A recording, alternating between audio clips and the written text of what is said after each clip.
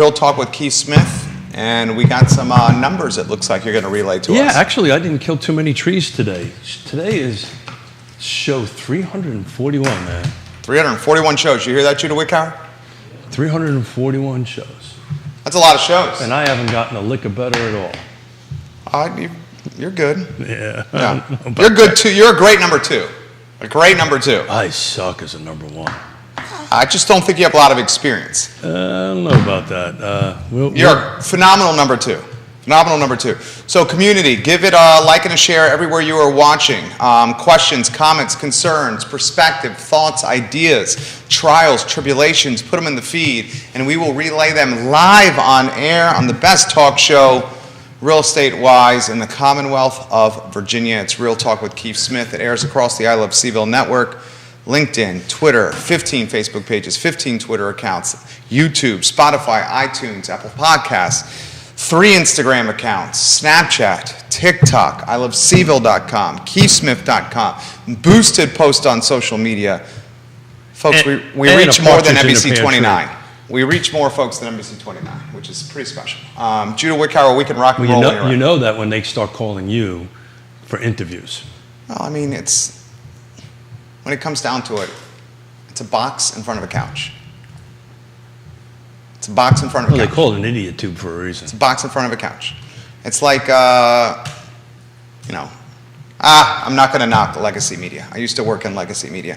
People just don't consume their media anymore through the AM dial or on a box in front of the couch. You know who told me this? Was about 10 years ago. My brother-in-law is an associate producer for Viacom.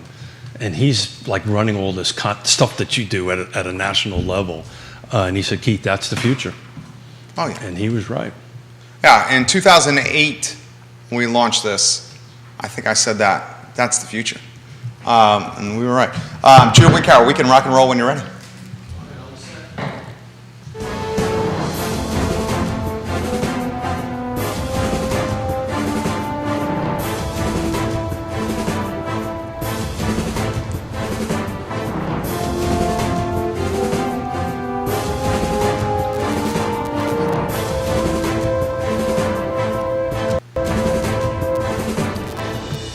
Good Monday morning, guys. I'm Jerry Miller, and welcome to Real Talk with Keith Smith. Thank you kindly for joining us. A Charlottesville, Commonwealth, country, and worldwide audience at our disposal on a glorious Monday to be above the mud. We thank Yes Realty Partners and Keller Williams Alliance for presenting the program, a show where you, the viewer and listener, can interact with the discussion by sharing your thoughts and perspective. So much we're going to cover on a Monday with the distinguished gentleman, Judah Wickhauer. Let's go to the studio camera and welcome the distinguished gentleman to the program. Keith Smith, good morning. Good morning, Jerry. We've been talking about inventory and all kinds of stuff in housing and stuff for now 341 shows. But I'm going to do something here that I want to do. I want to look you dead in the face and apologize to you. Oh, come on now. No, this is important. This is important for me to do this. This is important for me to say it.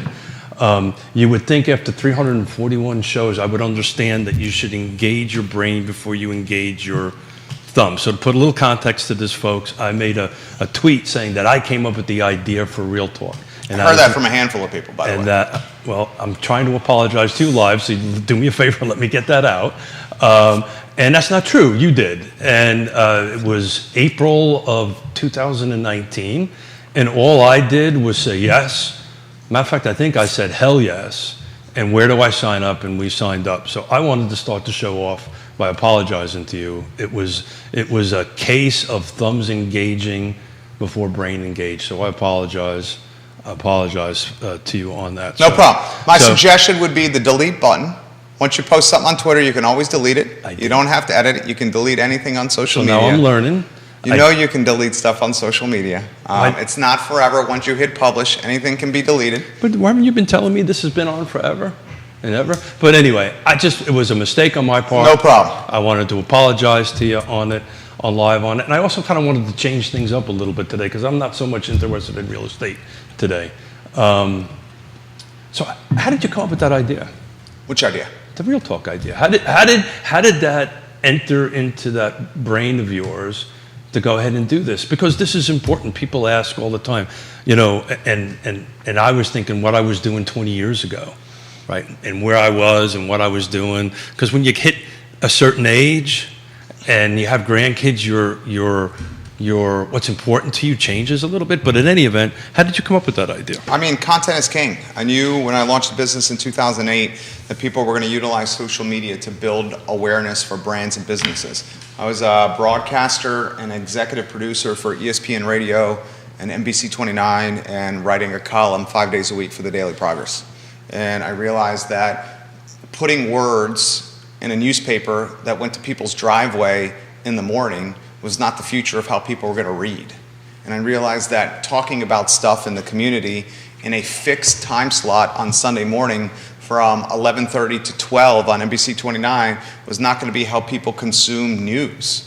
These phones that we had were much more than just about texting and phone calls. They were about building awareness in brands. And in 2008, I risked everything that I had to my name, and I took my personal life savings and I built a business. And in retrospect, it's turned out to be the best decision I've ever made outside of who I married, my wife. So, I don't know, take a risk, paid out, had a little vision, the common characteristics of successful entrepreneurs, I suppose. But enough about me. Talk to me about the weekend. Well, that's no. Look, so what's interesting about that is because I'm doing these bike rides now. We were talking off air, and yes, it's stupid. I'm training for a 100-mile race in October. Oh, I don't think it's stupid. I think it's great. I'm just concerned about your health and your back in particular. I appreciate that. Because you did the 10-miler and you couldn't walk for a week. No, it was months, actually. Yeah. But I'm concerned about your back. Yeah, but I went to the doctor, so they gave me clearance to go ahead and do this. But it's interesting. So I'm listening to podcasts now on the bike. Yeah. And, well, I realized it this morning. What you do here and what we do here is so different because it's live. Yeah. Right? All these other podcasts, you can tell they're produced. They're produced. You can tell they're edited. You can tell that stuff. When we sit here and have this conversation, and I just think this is really probably not being done anywhere in the country, if not the world. Well, no. Is there a live Facebook? Yeah, there's live Facebook. Really? Live? Yeah. And that's it? It's not edited after the fact? I will say this. I can speak with confidence and conviction. Judah can speak on this as well. In the Commonwealth of Virginia, in this entire Commonwealth, the state of Virginia, there is no social media network like the I Love CVille network that on set times each day, 5 days a week, is creating content and pumping it out there. The reason I know that is because we've been contacted by Virginia Commonwealth University about this. Oh, wow. And VCU has got a phenomenal advertising and branding program, and we're in preliminary discussions. Obviously, I got a lot on my plate of potentially hosting some kind of short course at VCU about the I Love CVille network and this podcasting network. So your major at UVA was? Nothing tied to this. And that was my next thing yeah. As a kid growing up, I wanted to be a New York City cop. That's what I was, because I grew up around, every dad was a cop or a fireman and all that stuff. And I'm knocking on 60, awfully close to 60. If you would have asked, I would have been doing what I did for a living and sitting here and doing this, I would have said you're off. Well, back in the 70s, I don't think this was even thought of on that end of it. But, I just wanted to kick the show off, man. I appreciate everything you do. I say that regularly, and that was a stupid-ass thing on my part, so I wanted to apologize. Sure thing. Philip Dow watching the program. Love your shows when I can watch them. Thank you, Philip Dow. Chad Wood is asking if you're accepting any offers on your house or not. Chad Wood, always getting people chuckling. It's funny you should say that, Chad. I love you, Chad. Yona and I looked at a house yesterday that's on the market on For you personally? Yona and I looked at a house for us personally on 6th Street.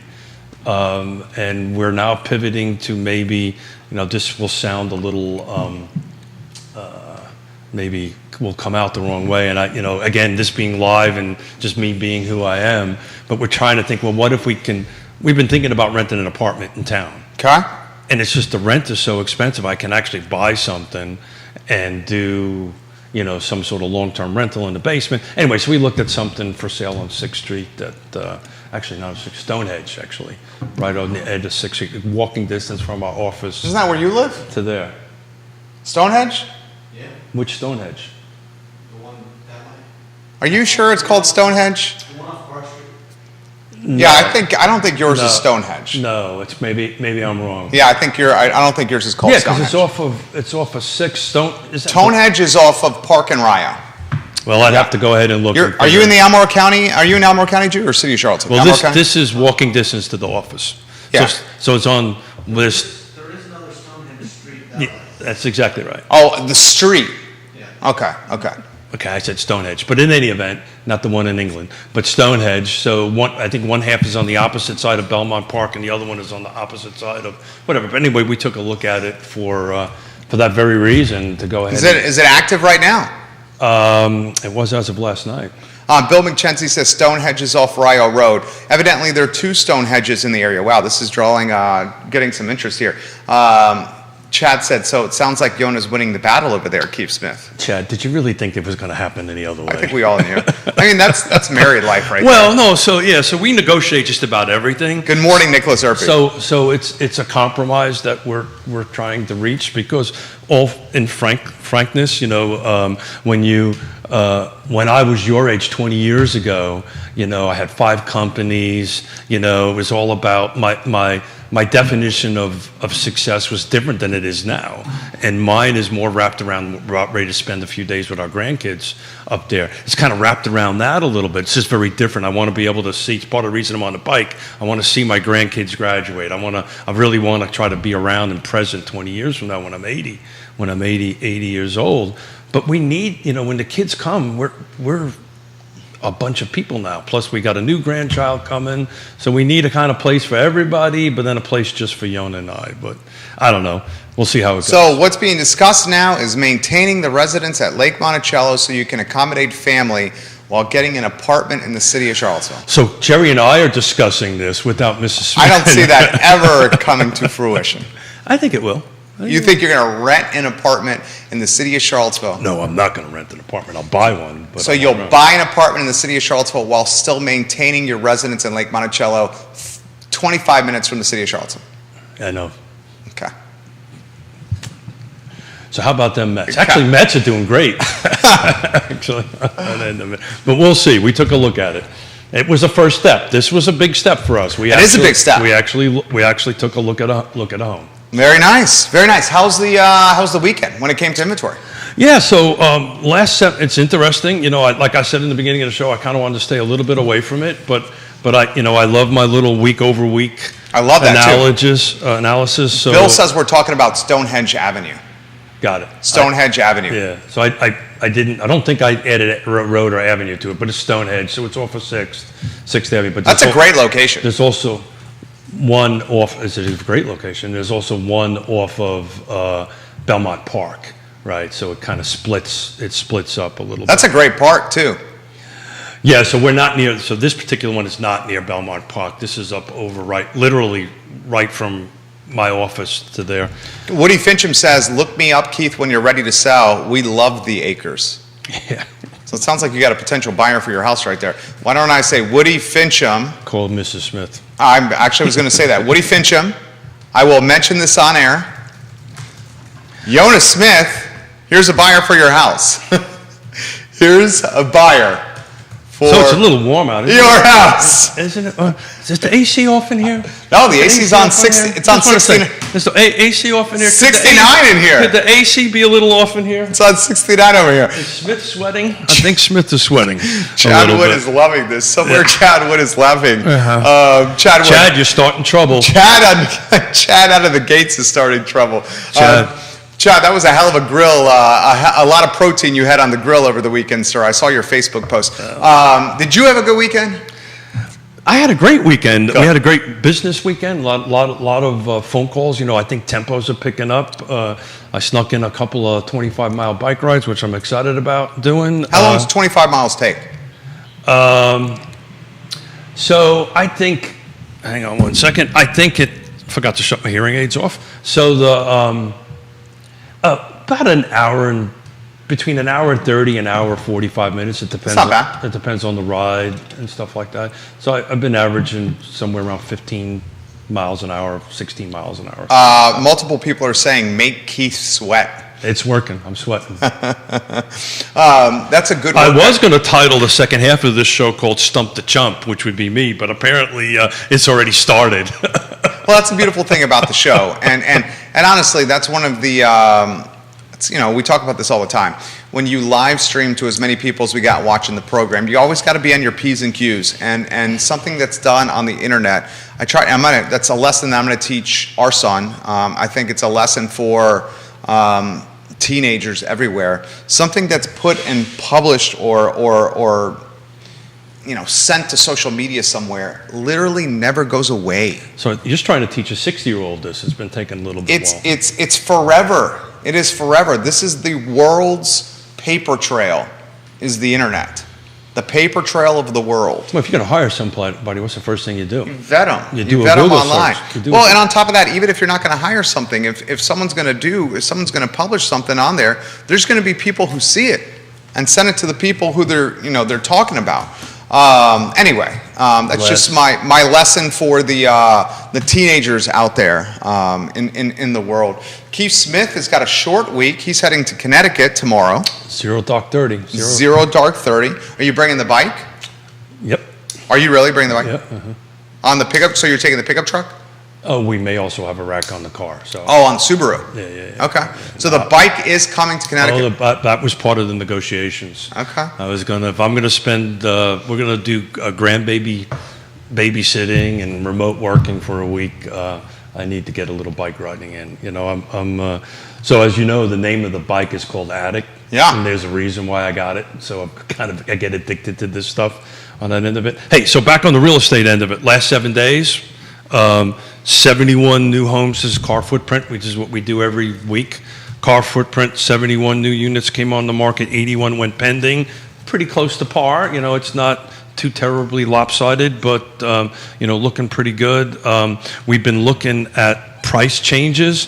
That's 62, which is same week in April.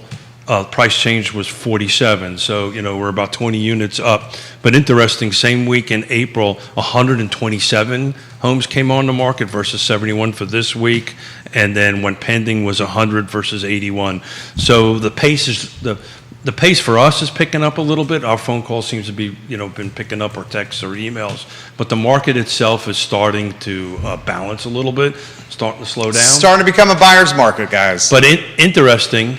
A year ago, same week, was 77 units came on, 64 went into pending.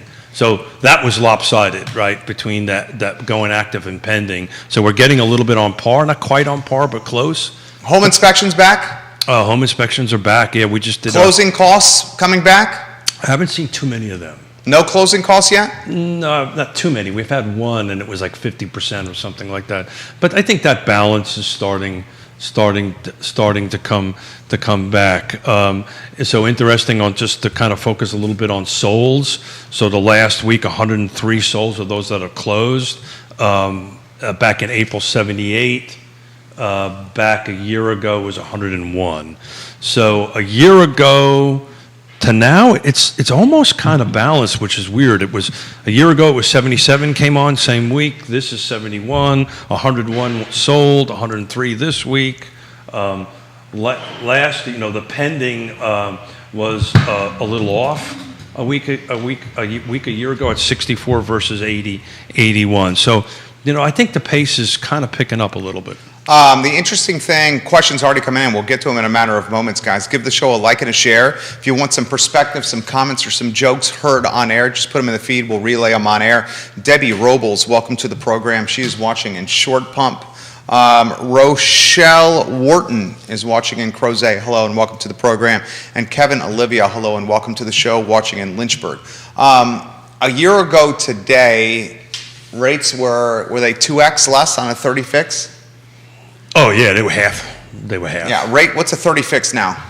Probably. We'll find out on Wednesday when Scott Marvelous Mortgage comes in. He's bringing Taylor Everett with him on Wednesday. Oh, good. Taylor Everett. Good, thank you. I didn't thank you for sharing me. I didn't know that. So it's 525, 530. It depends on your credit, right? But it's somewhere around 5.5, just to pick a number. It's somewhere on that versus probably a year ago it was 2.5.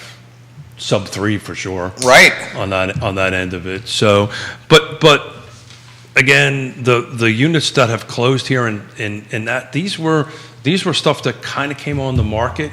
I looked at it on the back of it that came on the market when the interest rates started climbing. So people are still buying and selling.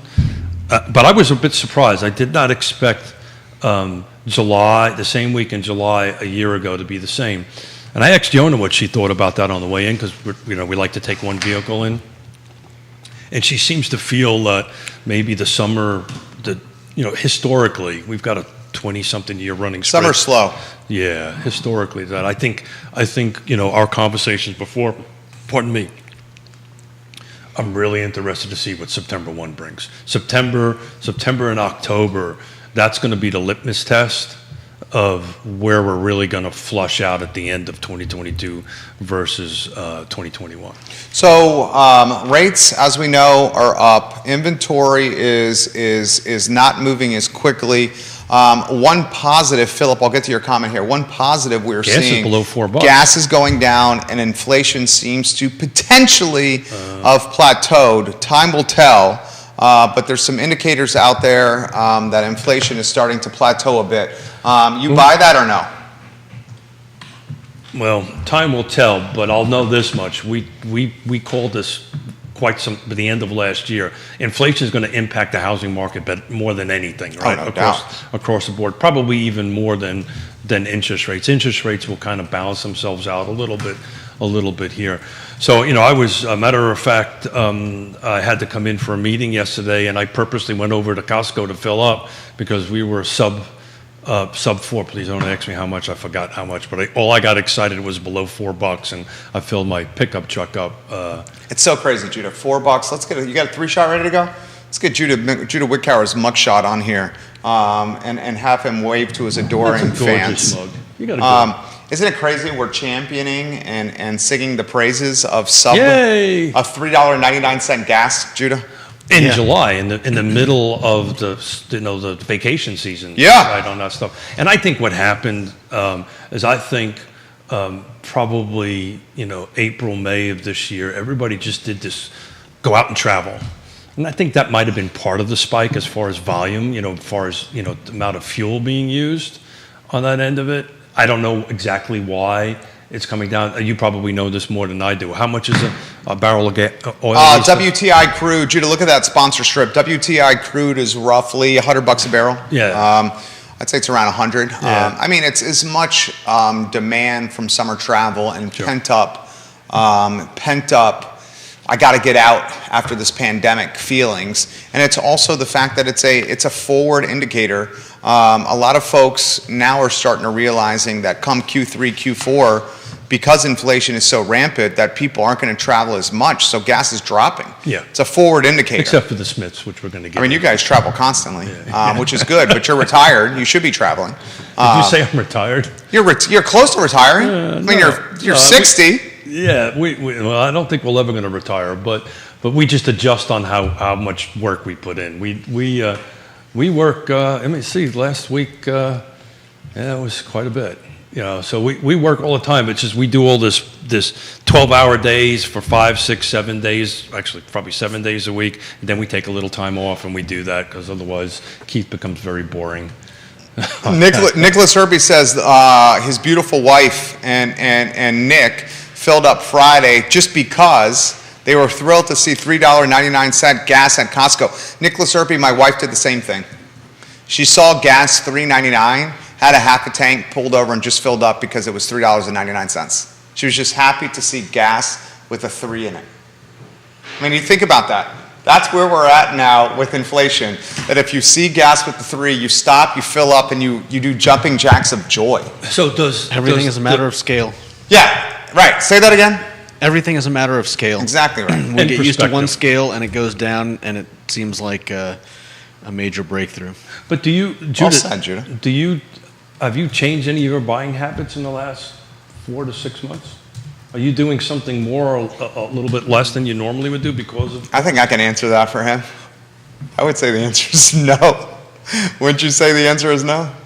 I'd say the answer is mostly no. I'm a little more frugal, but for the most part, I'm not out buying, Yeah. you know, hundreds of dollars of groceries or splurging on, you know, anything. It could be one of the things here.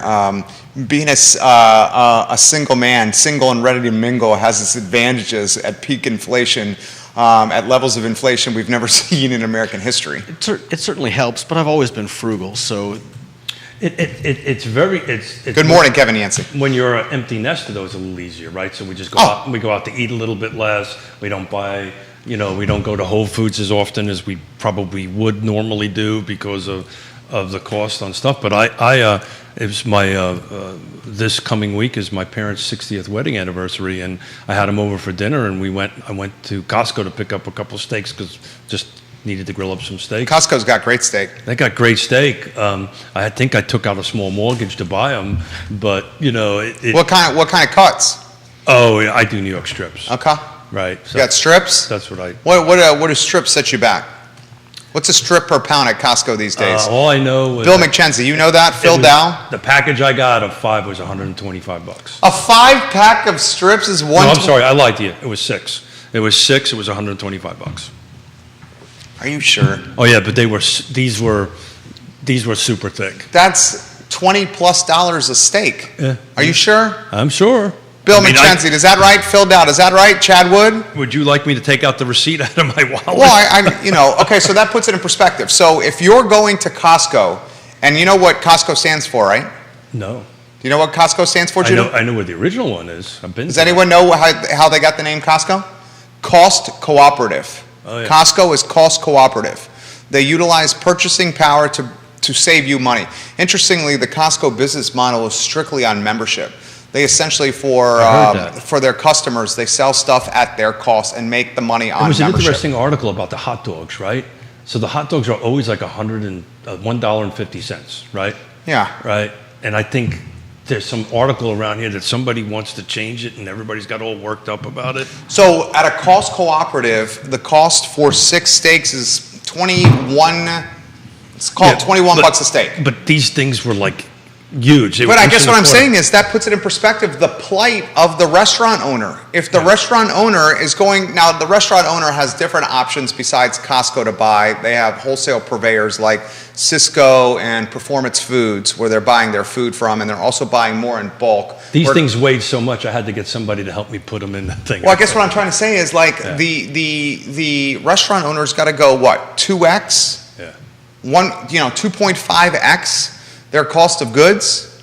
So that means that's why you're seeing steaks for $55 on a menu. Yeah, I mean, historically, you know, any business, right? If it costs you $1, you have to charge 3 times the amount, right? $1 for the product, you know, then there's $1 for your overhead, and then $1 for your gross profit, which ends up with taxes and insurances and all that kind of great stuff. And if you're lucky, you end up with somewhere to 5 to 10% net if you're lucky. That's what we try to do is we try to 3x. We try to 3x when dealing with clients. I think it's a good peace of mind. Same thing with housing. It's always was the same way. A lot of comments coming in. The rotisserie chicken is where it's at. That's from Mr. And that's Yancey. also a loss leader too. They actually, I read an I don't article. think not loss leader. Loss leader means you're selling something for a loss to attract someone into a store. I think Google it. I read an article. It's either that or the hot dogs, but one of them. A good example of a loss leader would be Sammy Snacks. Sammy Snacks used to sell Frontline or Advantix at a loss. They would lose money on selling the flea and tick stuff to your dogs. But they did that because every time someone went in for a discount on Advantix or Frontline, they came out with something else that was at full MSRP. Well, Google that rotisserie thing, because I don't think you can buy a chicken, an actual chicken uncooked at Costco, whole chicken uncooked for, I think the rotisserie is less than what you can buy, but I may be wrong on that end of it. But I remember reading an article about that was their quote unquote loss leader, whatever that is. Okay. So comments coming in here. First, wow, there's a lot of comments here. Jennifer, we will get to you. Jennifer says she loves the rotisserie chickens at Costco, and it's one of the reasons they go there. And Carrie Rock says the chickens are at a loss, and they're placed at the back of the store for a reason. Thank you, Kerry Rock, for So saying the that. question is have you ever, has anybody ever walked in, got a rotisserie chicken And left. Right? I know I've never done that. So I've never done that. Yeah. Who goes into Costco and comes out with one item? I joke around every time I go out. Look at that! It's under $300. Under three, yeah. Look at that. Look at So that. that's the only tough part about Costco over there for me. I don't know about you guys is I'd often leave coming out with a full cart, and then I'm like, oh my God, my bill's what you just said. Yeah, but But then you stockpile, and then you save the money in the back end. yeah, I tell you what, Yona and I don't go to Costco as often as we used to when the kids were home. Because you we only used- have 2 people. Yeah, right. There's, I don't need 50,000 pounds of You don't need a Cheerios. deep freezer full of protein. I do not. And you like to eat out. We enjoy eating out, but we do, at least us, and we do kind of more like the European kind of thing. We only buy food for a couple of days, or let's say, as our daughters say when they come over to visit us and open up the refrigerator, that we're a bunch of college kids, because there's alcohol, milk, there's eggs, alcohol. I think that's about it. And then we go out and buy a steak for dinner that night, or chicken for that night, and grill it up. Nick says he likes to wander and check things out in the store. Nicholas Erpy, I do as well, my friend. In fact, one of my favorite things about Cost Cooperative, aka Costco, is the free samples. I love to hit all the free sample stations in Costco. Do you ever actually buy anything of the free Oh, sample? no. I never buy anything. It's lunch, isn't it? I go in there for lunch, yeah, or for like a snack. It's lunch. Kevin Yancey loves the chickens. This is from, God, I love getting to know the same folks that are interacting with the show. I feel like I get to know you. Judah, we'll get you in the mix here if you have something to add. Andre Xavier, we'll get to you in a matter of moments as well. Stacy says this, Costco feeds our family. This is where we do our grocery shopping, our gas fill up, and we do this on Sundays after church with the husband and the kids. It's turned into a family tradition. Yes, Jerry, the free samples give me all the feels. And Danny O'Day, hello. So our daughter and son-in-law live out in Seattle, so they go to the original Costco in Kirkland, Washington. And it's funny, every time we call them, literally, they're either going to Costco or they're coming back from Costco. I don't know what 2 young people get in Costco all the time, but that's what they do. They're in Costco all the time, back and forth, back and forth. Andre Xavier watching the program. So grateful for your amazing show. Quick question on the new construction side. Is the issue with materials and labor still going on? Thank you for a great show. And Keith, you jump in here. I can say the custom home builder that we represent undoubtedly has labor issues and cost of good issues and supply chain issues. Cost of home, new construction is higher than it's ever been, and it's slowed down to the point where folks are saying, let's see what happens with inflation and see if it cools down. So yes, and more yes on that end. Which is that? Andre Xavier, Andre. So please, Cascadia's finest. please watch on Friday. I've got Greg Slater sitting in my seat here, Mr. New Construction. Mr. New Construction, and he's going to bring 2 other new construction guests along. Oh, who does he have in mind? We hasn't quite flushed out yet on that end of it, but he's supposed to let us know by Wednesday. But these topics, I had a pre-show conversation with them yesterday. That exact topic is going to come in. So what we're going to do is put the experts in the room to go ahead and do this. I've built enough houses, I think I can qualify as an expert. But it's 100% right. Their new construction is dropping back. I believe there was a nationwide 15% jump in contract cancellations, right? Now that's over last year, right? And last year there was like 0 contract cancellations, but contract cancellations are picking up. Product types are starting to be a little bit questionable. We've been talking about this for a while. What do you mean questionable? Well, in other words, the decision to build a high-end townhomes starts being somewhat questionable at the moment, because that decision was made because of the runway is so long, was years ago. So, a $500,000 townhome is maybe not where the market is at the moment. I may be wrong. These guys will bring in data, but what I look at, there seems to be a little bit of slowdown. So I'll be interested on Greg's read on that the entry-level townhomes are not seeing the contract cancellations, but maybe the upper end townhomes are. Well, a perfect example is something we try to mention on this show with firsthand perspective. The neighborhood I live in eastern Albemarle County, Stanley Martin is the predominant player with new construction, and they're modeled now as homes that are in 2,800 square feet. I mean, we have, normally in the neighborhood you were seeing 4,000, 5,000, 6,000 square foot homes. Now they're 2,000 to 3,000 square feet, and that's because the cost of goods are so expensive. So What's the price per square on new construction these days? oh, yeah. Off the top of your head, back of the napkin. I will tell you, if you ever want to watch a builder squirm in their chair. That question right there. Ask that question. Because people hold them to it. I've made a career out of not answering that question. Well, now you don't have. What do you think it is? Is it? I don't really know.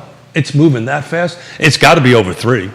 Is it over 3? It's got. I mean, we got. I was thinking 250. We got to quantify it. Are we talking? Custom or production? That's exactly right. Yeah. Custom's definitively over 3. Yeah, I was thinking we can't. Let's not use custom because got custom it. is going to scare Yeah. the hell out of people. Yeah, I would say somewhere in 250. Yeah, somewhere in that range. So 250 275. price per square, new construction. Let's say it's a 3,000 square foot home. 250 times 3,000. The cost to build that home is $750,000, and the general contractor needs to make a 15%. Is it 15% profit that he tries to shoot? The reality is probably in the neighborhood of 7 to 8%, right? What's the GC at? The builder. So have you noticed I don't build houses any longer? Isn't it about? I mean, they want 15. If you can net 3 to 6%, that's good. Now it's that. Yeah, I would say now. The costs are just going through the roof. I would never want to be in the custom home building right now. So 750,000. Let's call it 6%.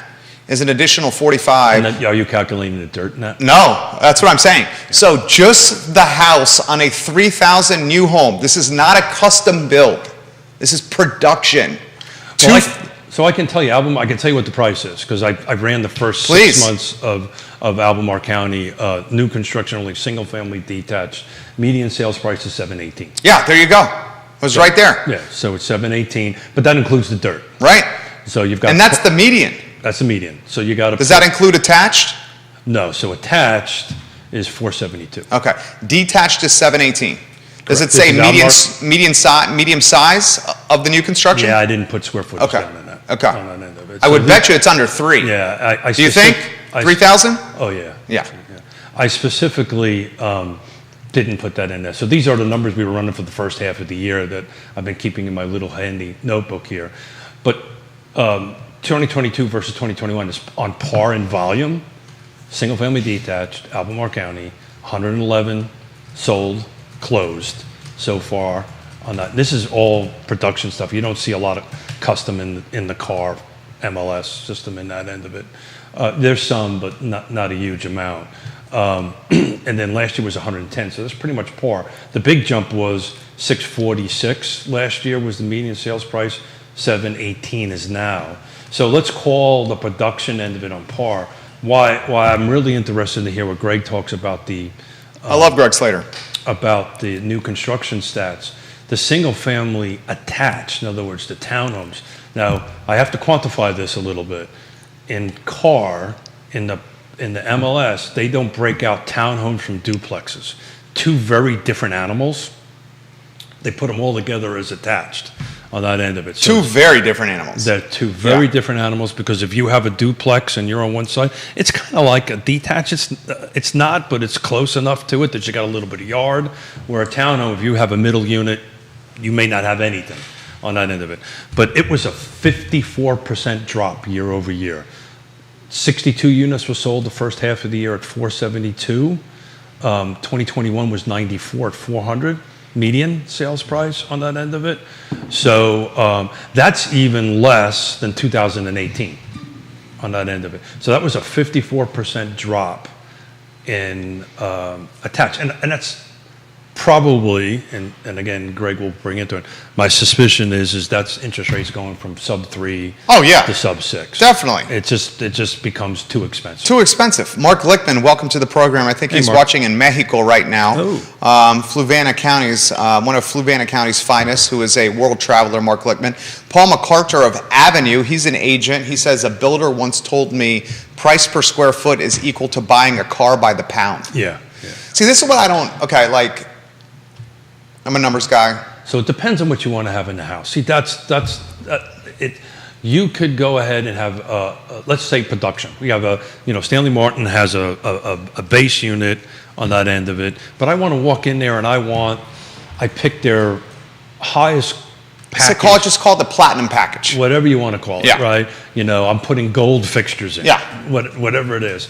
Well, that screws up your. You want the Viking appliances. You want all the bells and you want the technology home.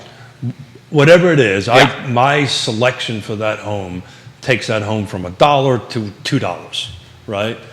Same thing with custom. At any time, all the homes that we did everything from full custom to semi-custom. We were not a production person. And to go back to 20 years ago, as I was thinking on the way in here, my opening apology to you, when I was your age, I had 5 companies. We were doing dozens and dozens and dozens of homes a year on that end of it. And that was the one question I absolutely hated the most. I said, when you finish telling me what you want in the house, then I'll tell you what the cost is, and then we can figure out the math on the price per square foot. But if you want to walk in and say, hey, I need to know, it's just almost impossible to do it. Well, let me try it this way. Do you remember a Pinto? You remember the Pinto? yeah, we know the Pinto. Right? Yeah. So I can go in and buy a Pinto, or I can buy a Cadillac Coupe de Ville. Well, Paul makes the comparison. Mercedes and Kia are the There you same, go. but the price isn't close. There you go. They're both cars. Yeah. They both have 4 wheels. They both get you from point A to point B. I'll play the devil's advocate here. As a business person who makes his decisions based on rationale, common sense, and data, how else should someone do a home with a custom builder without price per square foot? It's like someone comes to me here, and we get, folks know that I own most of this building here, and they come to me and like, this thing is for sale. And I'm like, what's the cap rate? You know how many people get pissed off when I ask the question, what's the cap rate? So you're mixing apples, and we're still doing fruit, but you're doing apples and pears. Commercial's a whole different world. I guess my point is you need what's the KPI you're going to utilize to justify, because you're not just going to say yes to one builder. You're going to compare builders before you start a project. You're going to price them out. So that's interesting. Dude, people who are watching this program, do not say yes to one builder. Well, Shop it around. But it's changed a lot. 20 years ago, that was a different environment. Right now, the builder, sometimes you don't get to choose the builder, you choose the where, right? I'm picking whatever subdivision, and this is the builder that's in that subdivision. I don't get to come in and say, I want ABC. Custom No. That used to be the case back before, because what happens is... If you buy a lot in a neighborhood, you can find the builder you want. Really? You're telling me that if you go to Glenmore and there's a lot for sale that you can't bring your own builder? No, Glenmore, the new section that is opened up that Stanley Martin does, it's a Stanley Martin section. There's a lot on Piper Way. That's a custom home. So that's two different. We're talking 2 different animals. Sure, Right? we're very different than Stanley Martin buying up an area than selling lots to people. So we have production, we have custom. Yeah. Right. So I just don't want to confuse folks here. So on the production side of it, you're spot on. Right. Let's go pick the lot. Then you got to figure out who you want to be, and you better interview multiple builders before you do that. Right. Because you're going to spend a year of your life with these people. So I did that for 600 homes, and generally, what it came down to is who you felt comfortable with. Yeah. That's really what it came down to. Sure. Where the relationship mattered at the end of it. Where you were comfortable with it, because at the end of the day, a house is a house. Right? It's who do you feel comfortable with? Who do you trust? Who do you are going to help you navigate that? If you go ahead and Google one of the most stressful things in life, there's the death of a loved one, but building a house is in there. One of the top 5 of the stressful most things that you can do in your life. I saw my parents build a house in Williamsburg, Virginia, when my brother and I were custom, kids. right? Custom house in Kings Mill in Williamsburg. Who matters? Dude, it was freaking brutal. Yeah, who matters? My dad spent a year of his life. Yeah, who matters? So it's really no different than what we do every day to help Jerry and Judah to buy a home. Who matters? It's setting expectations, making sure everybody understands what they're getting, what they're not getting, have the systems in place to go ahead and do it. But, it's, that's on the custom side of the house. The production side of the house is a little bit different, right? It's generally, if you were to go into a subdivision and what happens is, particularly the size of it, right? Builder A would take so many lots, builder B would take so many lots. That's a commonplace right now. So if you want the lot now, what can happen in some subdivisions is builders start trading lots. They'll say, okay, look, I'll trade lots from point A to point B, but if I come in and buy the land, develop it, and build it, you're building with me. Does that make sense? Yeah, that makes absolute sense. Comments coming in. Kevin does not believe the margin is 3 to 7%. Google it, National Association of... For the custom home builder. For the custom home builder. He says we're nuts if we think it's 3 to 7%. It's about 3 to 6%. Kevin, just out of curiosity, I responded back to him. What do you think the margin is? Just curious. Do you think it's That's higher net. or lower? I'm talking net. Yeah, I know what you're talking about. Yeah, you're talking net. Yeah. Yeah. Go ahead. Net profit. Net profit. Go ahead. Yeah. Go ahead. And the reason I know that is... But you used to be one. I used to be one. Yeah. And sometimes when I do custom builds and you take a look at the closing statement and the builder goes, you just made more money than I did on it, then... I've heard that from a lot of builders. Yeah. So that's why you're seeing a lot of builders diversify into remodeling. Oh, where the margin is what? Now that's 30%? That's a whole different margin. That net is much higher. He knows about this. Educate us. Much higher. The risk is significant. Is commiserate. Is that the right word? Commensurate. Commiserate. Did I say Commensurate. Huh? Commence. Yeah, that word. Surate. Like Thor, right? Yeah. So there's an inside joke. My wife wanted to go see that movie, and she goes, "Let's go see Thor." And I go, "What the hell are you talking about in this store?" Anyway, so the risk is huge. Tell them why. Seriously, you should tell. This is good knowledge. Yeah. Because you don't know what's behind the wall. Well, you've got all that. Yeah. To deal with, but if I'm building a home on my lot, and we have a relationship problem, it's my lot. I'm renovating in your house. You don't know what's behind the wall. I get because of what my background and because of my Class A licenses and all that kind of great stuff, I get asked all the time, so what do you think this renovation is? If I'm going to buy this house and renovate it, what do you think it's going to cost? My first question is, what's the number you have in your head? It's always 2 times the cost. And whatever that number is, double it. By 2. And they look at me and they wonder, he says, I don't need to give you a number. Whatever number you're thinking, double it. And actually, I would triple it right now. That's terrifying. I would triple it. Because of cost of goods and labor? It's cost of goods. As you said, I open up a wall and go, oops, that wasn't there, because the renovation contract is going to say, that's not my problem. Now you've got to pay for that. Here's the extra. And think about how much leverage the remodeler has when they open up a wall. Yeah, right. Finish your thought there.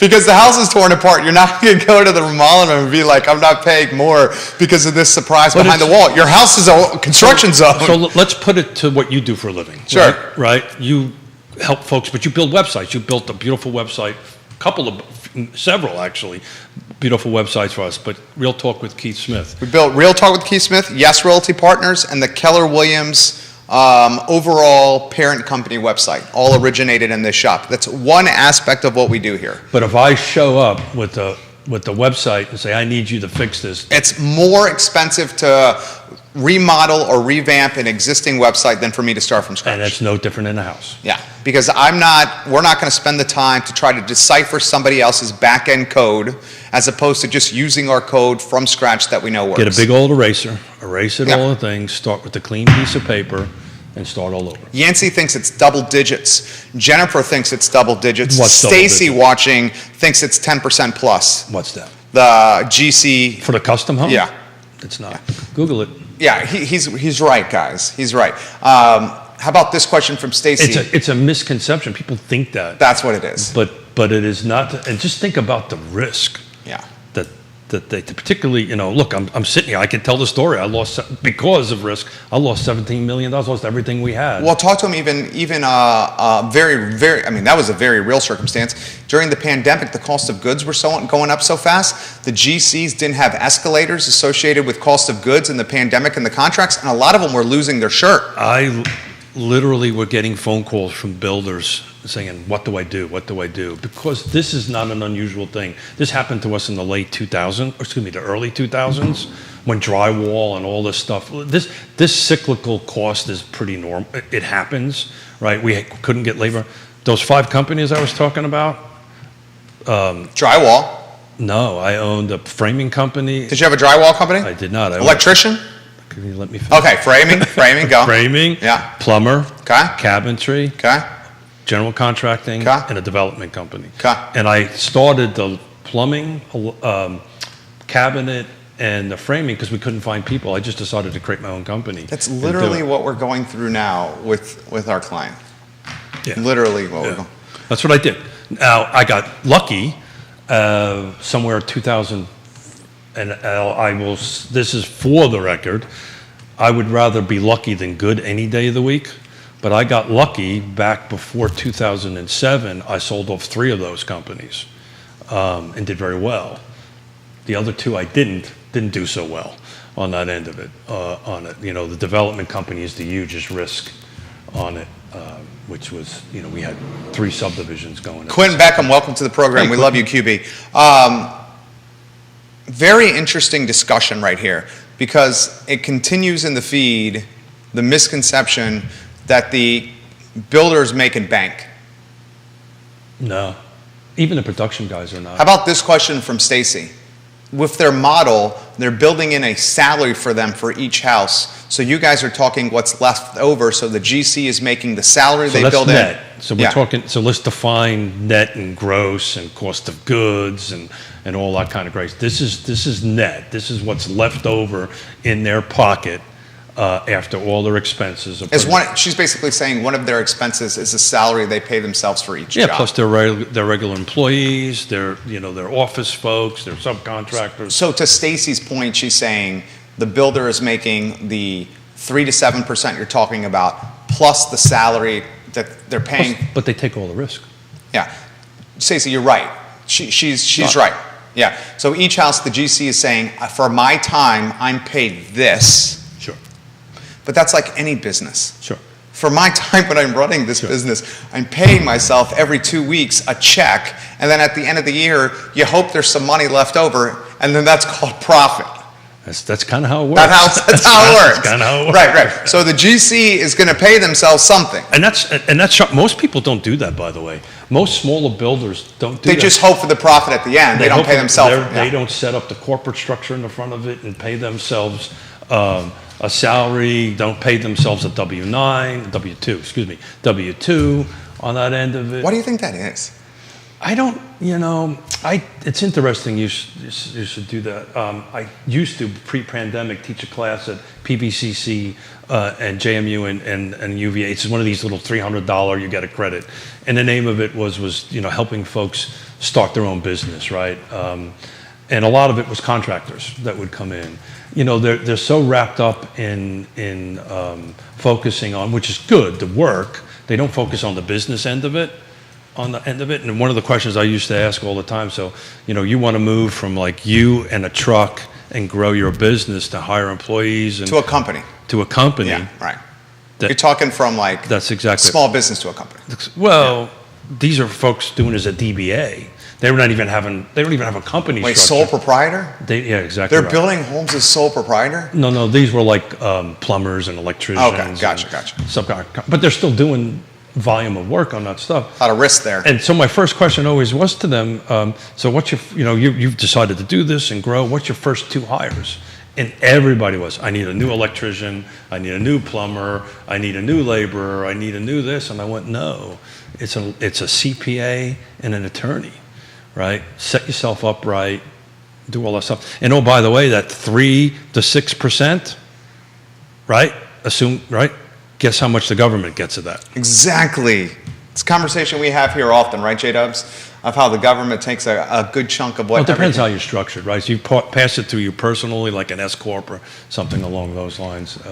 Well, how about this comment?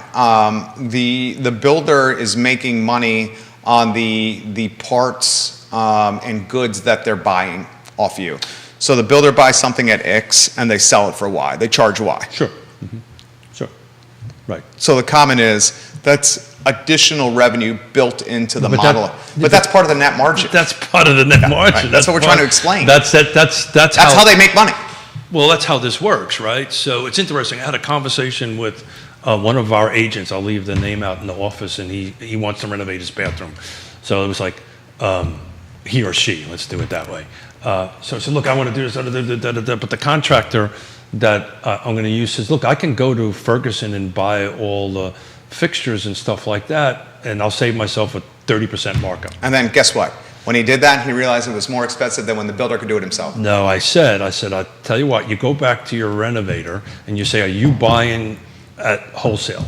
And if you're buying at wholesale, and what are you paying for, and what is your markup? And he did that.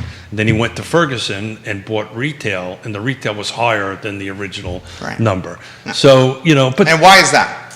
Because Ferguson has rent and overhead. That's storefront. No, well, they have two different paths, right? If you were a professional, a contractor, and you open up an account with them, and oh, by the way, it's like opening up a loan, it's a credit line, you're personally responsible for it, yada, yada, yada.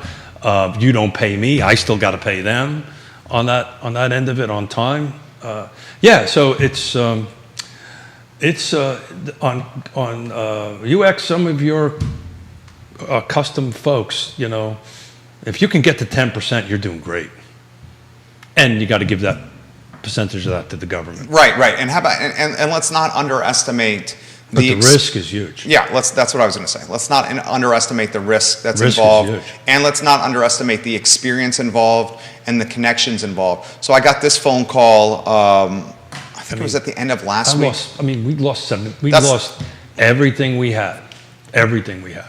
This guy's speaking from firsthand experience. I want anybody that's watching this program to know that. Speaking from firsthand experience. Yeah. I had this phone call at the end of last week. We're having some success selling these businesses. Yeah. Mm-hmm. And then there was someone that mentioned to us, and you can tell that they were like kicking the tires. And the questions started being like, who do you use for this? And who do you use for that? Who do you use for this? And who's this guy? So they wanted to do it on their own. Yeah. And then about 5 or 10 minutes into the phone call, you're doing this for 15 years, you start to see the red flags. Sure. And then they're basically asking for like the database of contacts to go from point A to point B. Sure. That database of contacts is the value proposition someone brings to their client. Because over 15 years, Keith's been doing this for 37, we have vetted the contacts that will deliver and who will not. That's part of our value proposition of what we're providing you. So let's just go back. You agree? Yeah, absolutely. Well, it's the there was a saying, and I can't remember how it exactly goes, but what you're paying for is my experience exactly. and my knowledge. Yeah, is what you're paying for. Right. There's a whole, and Judah may jump in. I believe there's like some sort of proverb on that. I just can't remember how it actually goes on that end of it. But let's assume I build something for you, and I'm building it with a 10% net. That's my goal. That's my budget. That's my stuff. And let's forget about accelerator clauses and all that stuff. My employees screw up something. That's a $20,000 mistake. I eat that. You eat that. Right? There goes my 10%, or whatever the number is on that end of it. So you take all the risk on that end of it. I get asked all the time, to be totally frank with you, to build homes, and I go, nah, I'm good. I relayed this on the I Love Seville show, and I'll pass it on to you. It was me, you, Judah, and Alex Erpy. This is called the Conversation on Perceived Value. Oh yeah, sure. Conversation on Perceived Value. A customer asked a contractor friend of mine how much it would cost to do the project. My friend gave him a proposal of $4,500. Mm-hmm. The customer responded to my friend, that seems really, really, really, really high. My buddy said, what do you think is a reasonable price for this job? The customer said, $2,500 max. You're overcharging me $2,000. My buddy said, okay, then I invite you to do the job yourself. Guess what the customer said? I don't know how to do it. My buddy said, all right, then how about for $2,500, I'll teach you how to do it. So besides savings the $2,000, besides saving $2,000, you're also going to learn a valuable skill that could benefit you for the rest of the life. No. The customer said, okay, sounds good, let's do it. My friend responded by saying this, great. To get started, you're going to need some tools. You will need a chop saw, table saw, cordless drill, bit set, router, skill saw, jigsaw, tool belt, hammer, etc. The customer said, I don't have any of those tools. Well, then go buy them and show My up. homie said this, Keith, I will, for an additional $300, let you borrow my tools and show you how to use them. So you're now at $2,800. The customer is a little tight, said, okay, I'll pay the extra $300 to learn this. The guy, my buddy, goes, all right, the project is going to start on Monday. The customer said, I work Monday through Friday. I'm only available on the weekend. My buddy said, if you want to learn from me, then you will need to work when I work. This project will take 3 days, so you will need to take 3 days off from work. The customer said to my buddy, that means I'm going to have to sacrifice 3 days of pay and use my vacation time. Yeah. My friend said, that's true. Remember, when you do a job yourself, you need to account for unproductive factors. I've heard multiple versions of this over the years. The customer said, what do you mean by that? Yeah. My buddy said, doing a job completely from start to finish includes time spent to plan the project, pick up materials, travel time, gas, setup time, cleanup time, waste disposal, amongst others. That's all in addition to the project itself. And speaking of materials, that's when we start on Monday, so I need you to arrive at the lumber yard at 5:30 in the morning. Oh, by the way, and prepay for everything. Yeah. Because you don't have an account. Exactly. So prepay for everything. You got to prepay for everything. For an account, go out, pick it up, and oh, by the way, you're short a 2x4, and you've got to stop what you're doing and run all the way out there and go ahead and get it, because the 2x4 that you picked up was too warped, couldn't use it, whatever. But you can relate that story to this website. To anything. That you built for us, right? Yeah. Right? Oh, well, I think I can do this myself. Well, yeah, I don't think so. There's a reason why professionals do what they do. It's the reason why, let's bring it back to what real estate, right? What we do to help people go into, yes, people can buy and sell homes on their own, but what they're paying for is our expertise, right? Our ability to navigate through the minefields of buying and selling right now. And I'm really seeing this. I've been talking about this for a couple of weeks, and I just don't know exactly. I can't put my finger on it why, but our tempo is picking up. And I think a lot of it is You're established. Well, you're experienced. Well, it could be, but I think a lot of it is okay.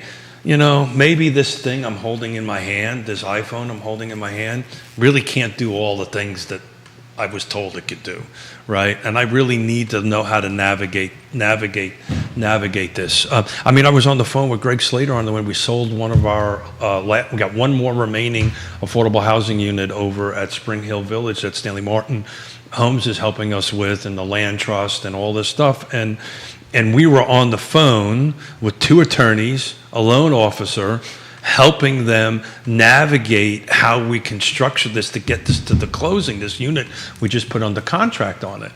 And here we are, two real estate guys, trying to teach two lawyers how to do this and educate a loan officer through the process.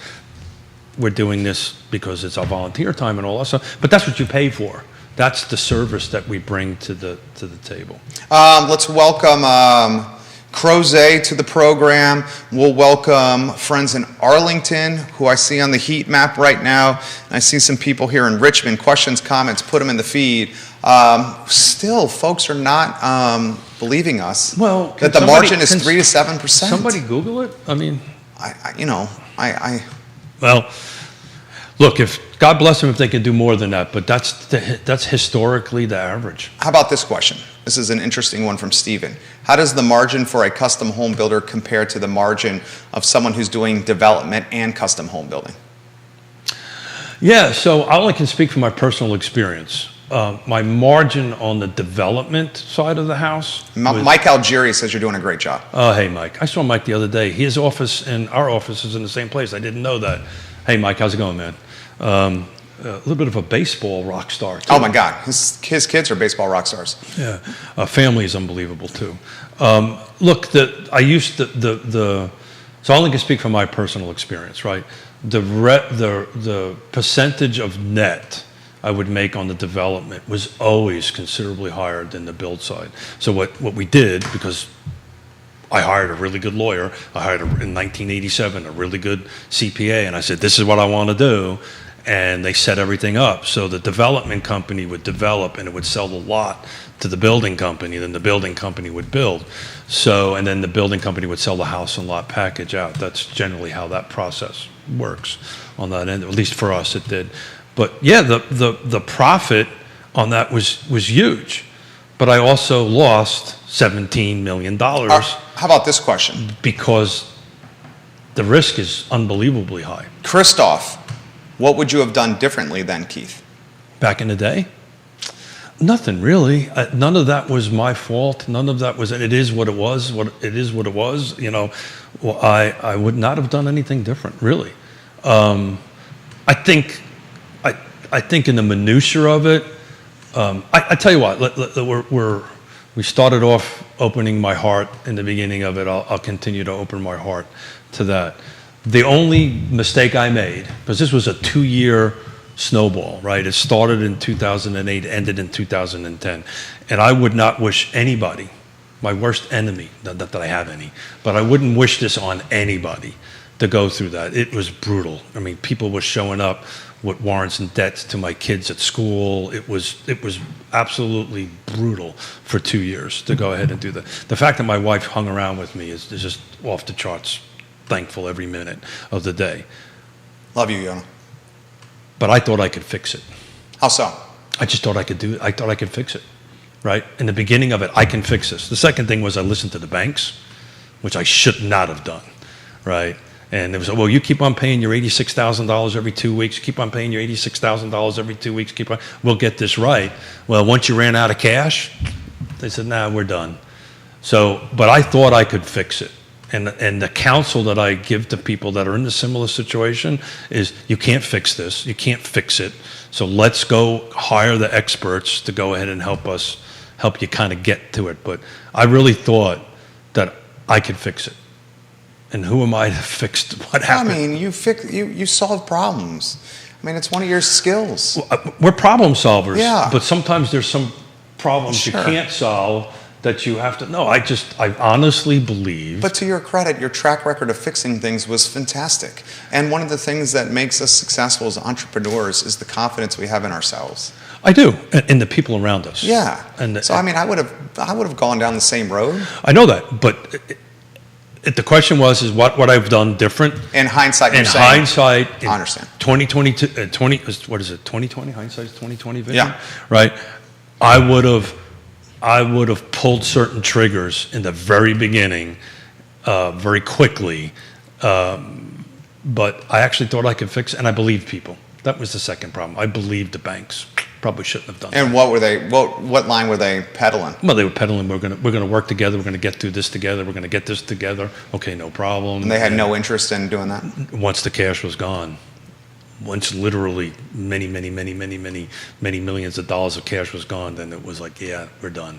So, but anyway, you learn and live, and you move on. I'll never make that mistake again, and you move on. But that's what I would have. That's what I would have done. Well, my phone is blowing up. Dude, you should see the feed. The feed's blowing up right now. One of the things that you got to love and respect about Keith is the vulnerability he shows on this show all the time. And it's one of the aspects you'll get if you work with Yes Realty Partners and the Smiths. It's called honesty. Yeah. You get folks that have been through the ringer, trials and tribulations, and folks that have the benefit of experience. Yeah, so it's interesting. Where you're at the mid part of your life. I'm really on the downhill side of it. If I'm lucky, I got another 20 years before, God forbid, something happens. Well, how old's Pop? 83. So you got more than 20 years. Yeah, but Pop's not working, right? I'm over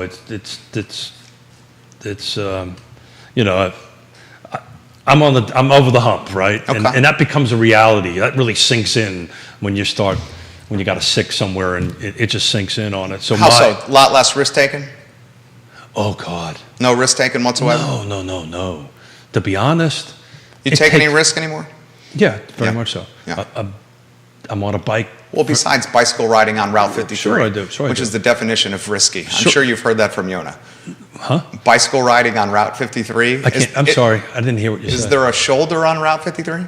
Yeah, so those Mets are great, man. Okay. Right, Mike? Mets are doing great, Okay. man. I think they're in first place, if I'm not mistaken. And did you turn the AC down? It's on 69. Okay. So that's a Judah's wearing a sweater. yeah, that's No, I'm not. Well, you have an undershirt on your long sleeve shirt. yeah, that's a Mel Brooks skit. Anyway, but the what was I? You lost me. You got me off track here. Oh, yeah. So it takes me so much longer to make a decision than I ever. You know that. You experienced that with me, right? 20 years ago, it's like fractions of a second. At 20 years later, it takes. It took the bike I bought. Took me 6 months to decide which bike to buy. Did you try other bikes? It was insane. It was stupid. Are you able to test drive bikes? Yeah, sure. You are? Yeah, sure. Like the new ones, or they have a testing model? No. The one you're actually going to buy. Wow. Yeah.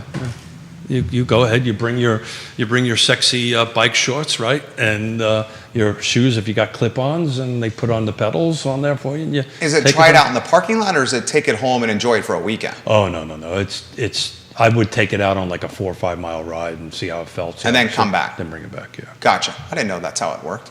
Well, it does a blue wheel anyway, so that's how that works. So decision making is a little more cautious. Yeah, it's not, but it's not a fear, right? So fear, it's amazing how fear will kind of stymie folks and stuff like that. But no, it just takes a little bit longer to make a decision. Also, it takes me longer to get out of bed in the morning too. So there's all that. You're doing just fine, my friend. Oh no, I got to tell you, it's like I look over at Yona and I go, oh man, I got to put my feet on the ground. She goes, yeah, me too. Lauren says, I love the rotisserie chicken at Costco. There you go, Lauren.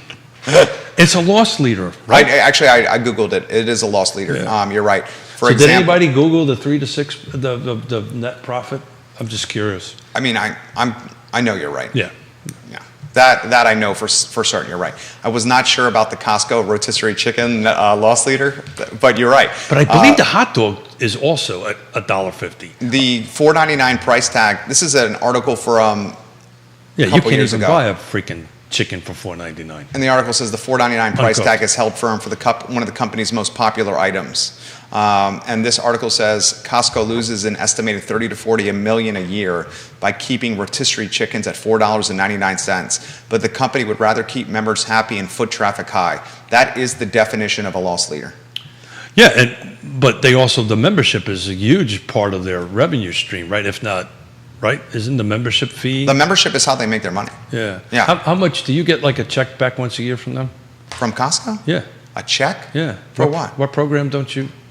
I get money. Like if you spend so much money, you get. That's like a question. Mrs. Miller, are we getting money back from Costco? Because I'm not seeing that. Yeah. You spent a lot of money over there, sweetheart. Yeah, so are we we- getting a check from Costco? I'd love to know that answer, Mrs. Miller. Yeah, we get a check once a year back up from it, and I send it to the kids. Mrs. Miller, are we getting a check back from Costco, Mrs. Miller? I don't know about that. I haven't seen any checks from Costco. We spend a lot of money over there. Maybe Mrs. Miller is saying. Mrs. Miller, do we get a check from Costco? I'm going to be making a phone call here. We get a check back once a year. You have if you spend, but you have to have. I'm assuming you've got the business Oh yeah, card. Yeah, yeah, membership. Yeah.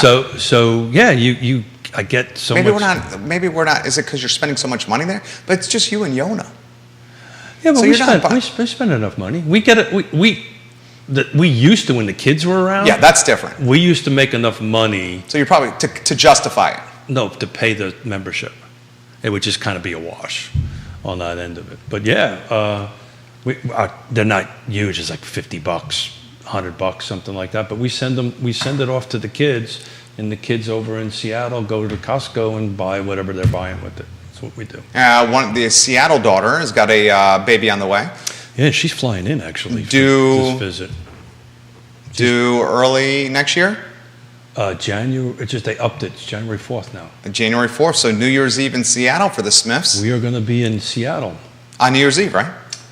I think the game plan is Mrs. Smith is going a week before. Oh, okay. We haven't quite negotiated. Well, you got time. Well, again, back to this I don't think you're going to be bringing the bike to Seattle. Oh, really? Oh, I may or may not have bought a case for it. Mrs. Smith does not know that yet, by the way. they have cases for bikes? Yeah, sure. Is it to get them on the airplane? Sure. Really? Yeah. Does the case have wheels? Yeah. Oh, it does? It's a hard case. So you just push it through the airport? I Yeah. had no idea. Yeah, sure. Okay, that makes sense. People that do this get a little fanatical. The case for the bike has got to be pretty expensive, right? A little bit. Was it like $500? A little bit. Yeah. You get And into it literally trouble. is like a If suitcase. Yona watching, because I'm going to get into trouble. I don't know if she's watching. Yeah. I have not. Yona, are you watching? I have Yeah. not seen her interact with the feed yet. So it's a suitcase for a bicycle? Yeah, just Google it. What you do is you take off the front wheel and both wheels, and the wheels mount on it. It folds up. just it's learned like something. like a big old suitcase, and you. Oh pull yeah, it. dude. I have. Yeah. Good Lord, these are expensive. Yeah, thanks, pal. Good Lord, you have this? I may or may not have that. Oh my goodness! But that looks very. So is Mike still on? Because I want to talk about the Mets, because I'm getting into trouble here. It looks very manageable though to carry it. It really breaks Yeah. it down. Yeah, and depending on which airline, like Delta doesn't charge extra for it. It's not a carry-on. No. Did I say carry on? Oh, it's just like a suitcase. Yeah, correct. Yeah. Understood, They don't- understood. I apologize, not carry on. They don't charge extra to check it in. So it sounds like the bicycle is going to Seattle. Or I may or may not have rented bikes in San Diego and Seattle when we're out there in August. Oh, that sounds fun. That's what I did. It sounds like a good idea. What's your advice to everybody watching the program right now? About Anything in life. when on Twitter, think before you post. No big deal. No big deal. That's your, engage brain before you engage your thumbs. All good. Yeah. How about we're going to see you next week, Monday? Or Wednesday? Next week, Wednesday. Wednesday. That's a bummer. So Wednesday is Scott. And Scott just texted us. He's got Taylor Averett on the show. Good, exciting. Great to hear. So he's going to sit in the seat. Greg's on Friday in the seat with a couple of folks talking new construction.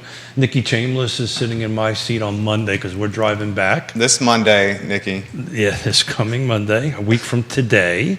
And we'll be driving back Monday, and I'll be back at it the following Wednesday in that end of it. I love it. I love it. Working on some good round tables. I love our little Batman and Robins, but we're bringing in some more round tables for kind of fill out the summer on that stuff. So I'm excited about it. I love it. I love it. The show was dynamite today. Yeah. I love. What did I have? 3 pieces of paper? And it's 11:33. Oh, look at that. Yeah. So I had 3 pieces of paper, and I think we talked about it for about a minute or two, and then we did it. But it was important for me to start off the show the way I did, so thank you. Thank you. Folks, this is one of the best shows in the country, and it's called Real Talk with Keith Smith. The show is archived on a website called realtalkwithkeithsmith.com, realtalkwithkeithsmith.com. Check out the website. All our shows archived on realtalkwithkeithsmith.com. Truly a fantastic program. Scott Morris, Taylor Averett on Wednesday, Greg Slater Friday, Nikki Chambliss Monday. I Love Seville shows later today in approximately 57 minutes, where we're going to have a good time as well. Bravo, amigo. Yes, back at you, brother. Couldn't do it without you. And as you said in the beginning of it, I'm much better at the second seat than the first seat. You're A plus on the second from seat. shooting the hip and bringing the perspective you have. Yeah, And just being you. Yeah, but I've only done it twice. I can't tell you. It is so hard to sit in that seat over there. It is really hard, particularly for a guy that has ADD. So that's really hard for me to focus on it. Which, by the way, I have not formally said thank you to Judah. 3-shot. Because Judah, when was I on the? It was a week ago, right? Yeah. It was a week ago. He was kind enough to read the feed because I couldn't do it. Oh, very nice, Judah. He was kind enough. I like that. Smart man. He was. I'm a real good delegator, and I said, please. Who'd you do it with? Did you do it with Quentin? No. Who? God, I can't remember. Oh no, it was Scott. It was Wednesday. Oh, Wednesday was Scott. It wasn't Monday. It was Wednesday. Yeah. Right, and it was Scott. It was Scott and I, and I had Judah read a few questions out for us because I sure as heck couldn't follow it. Well, I thought it was a great show. Judah, you were always on point. Mr. Consistency is Judah Wickower. Keith Smith is the distinguished gentleman. The show is archived on Real Talk with Keith Smith. My name is Lord, Jerry my Miller, phone is blowing up today. and it's presented by Keller Williams Alliance and Yes Realty Partners. It's a real estate market that is one, you need a trusted advisor. Absolutely. So look at this awesome website. Pull down the partners thing. Please support all the partners that are on there. Without them, we wouldn't be having these conversations 3 times a week for 341. 42 now. Well, Oh no, this is 341. Today's 341. Got it. Well, now I think it's 340. Well, it's 341 today. Yeah, Wednesday's 342. 342. That's a lot of shows. That's insane. Think about that. Yeah. That's awesome. Yeah, I can't wait till 500. 500 is a serious milestone. Yeah, I have to map it out. I don't know when that actually is. Should look at a calendar and figure out when. What are we about? We're call it 150 away. So Yeah, so it's- 3 per week. Times 4. Yeah, there you go. I can't do that math That's how in you my do head. But I don't think it's this year. I think it's next year. Yeah, it'll be next year. Next year. But we should do a special show for that. Oh, absolutely. Without spandex. Maybe down in the Caribbean. No. We'll do it down. Mrs. Miller will love that. We'll do it down in the Caribbean. Oh, God. We'll do a live shot down there. What do you think, Judah? You in on that? Yeah, let's do it. Yeah. Judah. And then, you can travel with dogs now, so we'll bring Miss Liza down. And There you go. she'll have a lot of fun. Thank you for everything. Oh, guys. absolutely. Today's show was Thank you, dynamite. thank you. I Love Seville show, guys, in 54 minutes. Keith Smith, Jerry Miller, Judah Wickower, thank you for joining us. We'll see you shortly. Take care, everyone. Well done. It was dynamite. It was fun. I had fun. It was dynamite. That's exactly how I wanted to end the last